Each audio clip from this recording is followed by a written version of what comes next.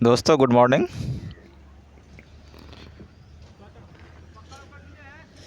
आपको मैं आज कुछ इम्पोर्टेंट टॉपिक के बारे में बात करने वाला हूँ जो कंस्ट्रक्शन इंडस्ट्री में ये अपना क्या क्या वर्क होता है और किस किस तरह का पोस्ट होता है, तो उसके रिलेटेड मैं आपको बताने वाला हूँ।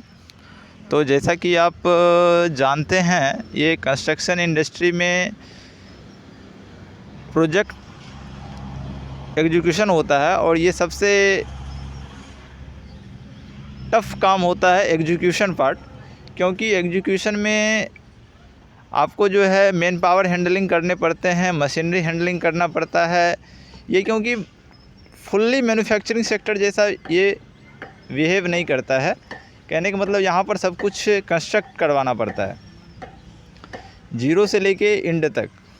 कोई भी हम लोग कंस्ट्रक्शन चालू करते हैं तो वहाँ पर पहले क्या है, उसका क्लीनिंग करते हैं, उसके बाद जो है उसका लेआउट करते हैं, टोपोग्राफी सर्वे सबसे पहले करते हैं, उसके बाद क्लीनिंग, उसके बाद उसका लेआउट करवाते हैं टीएस से, और उसके बाद जो है हम अपना सिविल का काम चालू करते हैं। तो जैसा कि आप जानते हैं, कंस्ट्रक्शन इंडस्ट्री में सेफ्टी का बहुत बड़ा योगदान होता है, क्योंकि हर एक पॉइंट पर स्टार्टिंग से लेकर के एंड तक हम लोगों को जीरो एक्सीडेंट रखना पड़ता है। ये बहुत ज़रूरी भी है। आज के समय में ये बहुत ज़रूरी है। पहले के टाइम पे क्या था, टेक्नोलॉजी कम था, तो उसकी वजह से लोगों को अवेयरनेस बहुत कम था। लेकिन आज के टाइम पे क्या है, ये कंस्ट्रक्शन इंडस्ट्री बहुत बूम कर रही है और बहुत फास्ट वर्क होता है, जिसकी वजह से सेफ्टी का भी बहुत ज़्यादा ध्यान रखना बहुत ज़रूरी हो जाता है। इसके लिए हर एक साइट पर एक सेफ्टी इंजीनियर, सेफ्टी ऑफिसर एक होना चाहिए, और वो आजकल रखते भी हैं, सब जगह पे रखा भी जाता है, ताकि हर एक तरह से वो सेफ्टी को फॉलो कराया जा सके। तो मैं आपको आज कुछ सेफ्टी का कुछ ये बताने वाला हूँ, जो सेफ्टी में क्या ये रहता है, क्या करियर स्कोप है। अगर आपको भी सेफ्टी ऑफिसर बनना है तो आप कैसे क्या कर सकते हैं। तो चलिए मैं आपको एक बताता हूँ, एक सेफ्टी ऑफिसर है यहाँ पर, उससे मैं आपको बताता हूँ कैसे क्या करना है। ठीक है। इसमें सेफ्टी का कोर्स कैसे कैसे किया जाता है? देखिए, सेफ्टी का कोर्स तो हम 10th पे भी कर सकते हैं, 12th पे भी कर सकते हैं। अगर 10th पे किए तो 6 मंथ का होता है, 12th पे किया जाए तो 1 साल का होता है, 2 साल का होता है, 3 साल का होता है। सेफ्टी में बहुत अलग अलग तरीके की सेफ्टी होती है। इंडस्ट्रियल सेफ्टी अलग होती है, सिविल सेफ्टी अलग होती है। जैसे मान लो हमको इसमें हायर पोस्ट पे जाना है, तो उसके लिए कौन सा सेफ्टी जरूरी होता है, ग्रेजुएशन के बाद या फिर 12th के बाद? देखिए, ग्रेजुएशन के बाद अगर आप अबोश और निबोश करते हो तो आप हायर सेफ्टी में जा सकते हो, फिर एडीआई कर सकते हो, पीडीआई कर सकते हो। इसके बाद आप हायर लेवल पे पोस्ट पे जा सकते हो, जैसे कि मैनेजर पोस्ट पे भी जा सकते हो सेफ्टी के। इंडस्ट्री में, कंस्ट्रक्शन इंडस्ट्री में क्या क्या चुनौती करना पड़ता है? एक फ्रेशर जो ज्वाइन करेगा उसको क्या क्या चुनौतियों का सामना करना पड़ता है अभी के टाइम पे, क्योंकि अभी के टाइम पे कंपटीशन कुछ ज़्यादा हो गया है।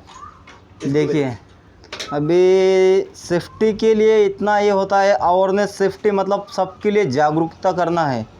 अभी इंडिया में इसका स्कोप एकदम ज़ीरो था पहले। अभी इंडिया में ये चालू किया है क्योंकि बाहर से कंपनियां इंडिया में आना लागू हो गया है। अभी एक्सीडेंट की वजह से सेफ्टी पे ज़्यादा गवर्नमेंट भी हमें जीरो हार्म्स के लिए ये कर रही है।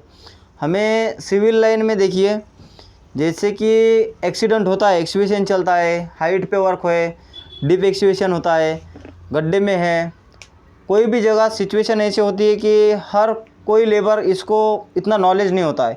उसको हमें जागरूकता करना है कि भाई आप वहाँ कैसे बच सकते हो। जैसे कि मान लीजिए कन्फाइंड स्पेस है, कन्फाइंड स्पेस में आपका ऑक्सीजन लेवल कम हो सकता है। ऑक्सीजन लेवल कम ना रहे, मेंटेन रखने के लिए हमें क्या क्या चीज़ करना है, वहाँ पे कितना टाइम, कितना बंदा और क्या सिचुएशन में काम कर सकता है, वो देखना होता है। ठीक है। तो मैं आपसे ये पूछना चाहता हूँ, जो इसमें मान लीजिए कोई बंदा आता है, अगर उसको सैलरी के बारे में जानना रहे, क्योंकि सैलरी सबसे बड़ी चीज़ होती है इसमें। राइट। तो स्टार्टिंग सैलरी क्या मिल जाती है? देखिए, शुरुआत में तो हम 25-30 से शुरुआत होता है, लेकिन सैलरी जैसे जैसे इंक्रीमेंट होता रहता है, लेकिन अपने इम्प्रूवमेंट में है।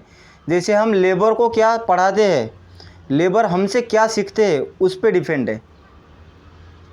ओके, ठीक है।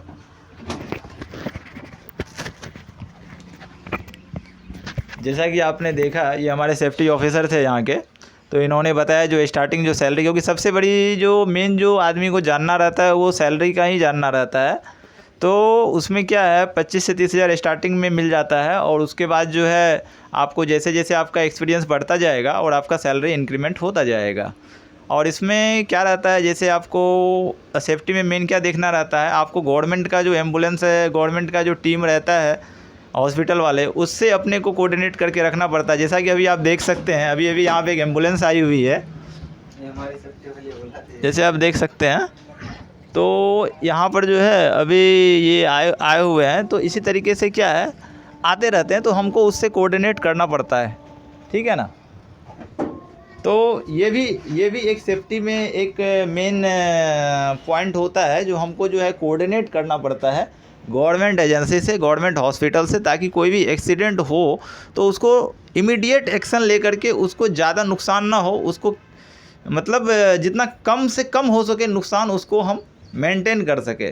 तो आप लोगों को मेरे ख्याल से मैंने इतनी सारी चीज़ें बता दी है आप लोगों को, जो कि कोई भी एक फ्रेशर इस इंडस्ट्री में ज्वाइन करता है एज ए सेफ्टी ऑफिसर, तो उसके लिए इतनी जानकारी काफ़ी होंगे बस। लेकिन अपने को एक दूसरी अपॉर्चुनिटी, दूसरी कैरियर की ऑप्शन भी अपने को रखना है। दो तीन ऑप्शन तो हमेशा अपने कैरियर में रखना ही है, क्योंकि आप जब कोई भी बच्चे 10, 10, 12 में पढ़ते हैं, उसको पता नहीं होता है क्या करना है नहीं करना है। तो वो चीज़ को एक धीरे धीरे 2-3 ऑप्शन रखिए लाइफ में, ताकि आपको जिसमें अच्छा लगे वो आप एक्सेल कर सकें।